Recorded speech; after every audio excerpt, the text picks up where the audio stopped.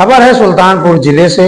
राष्ट्रीय सामाजिक सेवा संघ के कार्यकर्ताओं ने बैजनाथ धाम से दर्जनों की संख्या में रवाना कांवरियों को बृहस्पतिवार की शाम रेलवे स्टेशन पर बैठाकर सम्मान से भोजन कराया। गंगा जमुनी तहजीब की मिसाल पेश की। भोजन वितरण करते हुए मौलाना मोहम्मद उस्मान काज़मी ने कहा कि जरूरतमंदों की मदद से बड़ा कोई पुनीत कार्य नहीं है। बृहस्पतिवार की देर रात संस्था अध्यक्ष मेराज अहमद खान की अगुवाई में मदरसा जामिया इस्लामिया के सदर एवं मरकज मस्जिद के पेशमान मौलाना मोहम्मद उस्मान काज़मी ने जरूरतमंदों को भोजन की थाली देकर कार्यक्रम का शुभारंभ किया। उन्होंने कहा कि मरीज, तामीरदारों, जरूरतमंदों, भूखों को खाना खिलाना इबादत है, महापुण्य है। बिना भेदभाव के भूखे को खाना, प्यासे को पानी, नंगे बदन को कपड़ा, अन्य जरूरत पूरी करना बहुत ही नेक काम है। तकरीबन सभी मजहब और इस्लाम भी इसका भरपूर इजाजत देता है, इसके लिए छूट है। उधर रेलवे स्टेशन पर सीनियर टिकट निरीक्षक अमन सिंह द्वारा कार्यक्रम का शुभारंभ किया गया। उन्होंने कहा, परिस्थितियां चाहे जो हों, संस्था के सदस्य अपने कर्तव्य का बाखूबी निर्वहन कर रहे हैं। लोगों ने सराहना और प्रशंसा की। राष्ट्रीय सामाजिक सेवा संघ के मार्गदर्शन ने बताया कि भोजन में मेनू में अरहर की दाल, रोटी, सब्जी शामिल है। मेडिकल कॉलेज में 283, रेलवे स्टेशन पर 138, कुल 421 जरूरतमंदों को भोजन परोसा गया।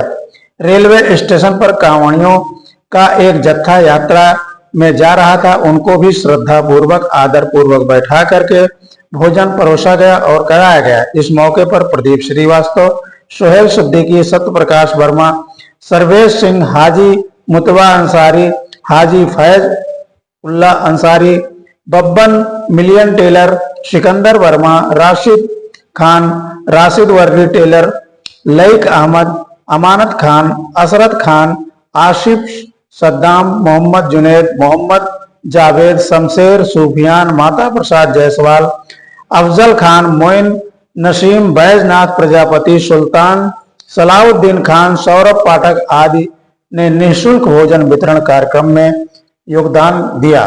ब्यूरो रिपोर्ट राज 24 न्यूज से सुल्तानपुर, उत्तर प्रदेश। मैं मौलाना मोहम्मद उस्मान काज़मी, नाज़िम आला जामिया इस्लामिया खैराबाद सुल्तानपुर, पेश इमाम मरकज़ मस्जिद शाहगंज सुल्तानपुर।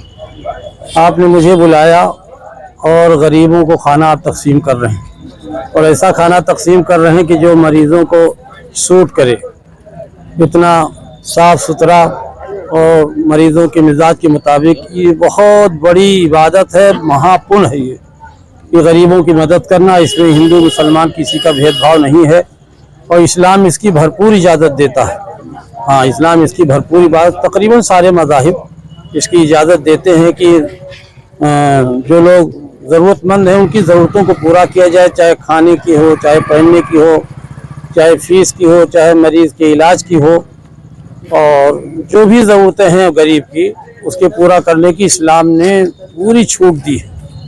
और ये बहुत अच्छा काम है। मालिक इसका आप हज़रात को अज्र दे। जो लोग भी इस संगठन में शामिल हैं उनको मुबारकबाद देते हैं, ये काम करते रहें। हाँ, गरीब की आत्मा को सुकून मिलता है और उसके दिल से दुआएं निकलती हैं। हमारा संत गुलाबदास जी, आपको यहाँ पर कैसा लगा? यहाँ पर हमको इतना अच्छा लगा, क्या बताऊं, क्योंकि एक लाइन से जो भरपेट सबको खिलाए।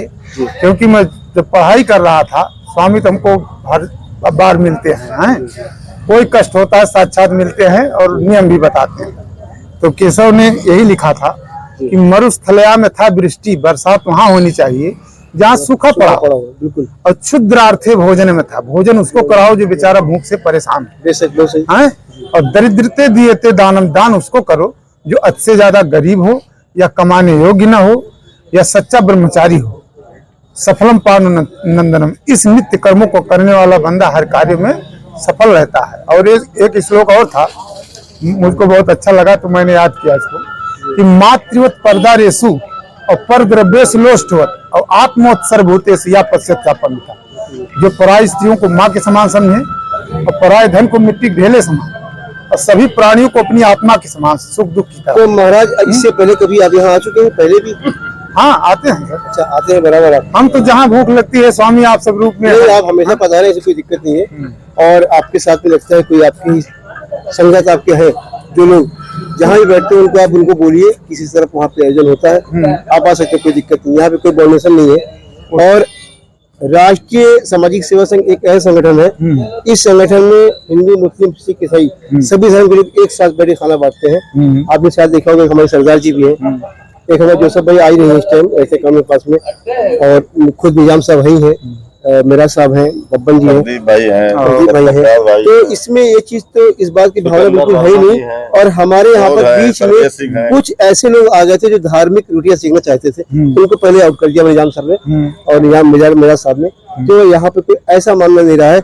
इसके बारे में और कुछ अगर बता सके हम लोग को, जो आपके मार्गदर्शन में चले हम लोग, कुछ ऐसा मार्ग जो आप यही नित्य कर्म कर रहे हैं, भूखों को भोजन कराओ। एक हमारे व्रत कथा में लिखा गया है कि एक राजा थे, तो उनकी पत्नी को वो बहुत दान पुण्य करते थे, हैं? उनको उस पत्नी को जो है वही दान पुण्य देखते देखते उब गई। तो कहने लगी, एक भिक्षा रूप में स्वामी गए थे, भिक्षा मांगने लगे तो कहने लगी कि मैं तो दान पुण्य से तंग आ गई हूँ, मेरा साधन लुटाता रहता है, मेरी इच्छा है कि हमारा प्रभु सब धन नष्ट हो जाए, फिर न रहेगा बांस न बाजेगी बांसुरी, हैं? तो वही कहने लगे प्रभु जी, कहीं नहीं, यदि तुम्हारे पास अधिक धन है, तुम भूखों को भोजन तो कराओ, प्यासों के लिए प्याऊ लगाओ, मुसाफिरों के लिए धर्मशालाएं खुलवाओ, जो निर्धन अपनी कुंवारी कन्याओं का विवाह नहीं करवा सकते हैं उनका विवाह करवा दो। ऐसे कई काम हैं जिनके करने से तुम्हारा यशलोक परलोक में फैलेगा। बहुत बढ़िया।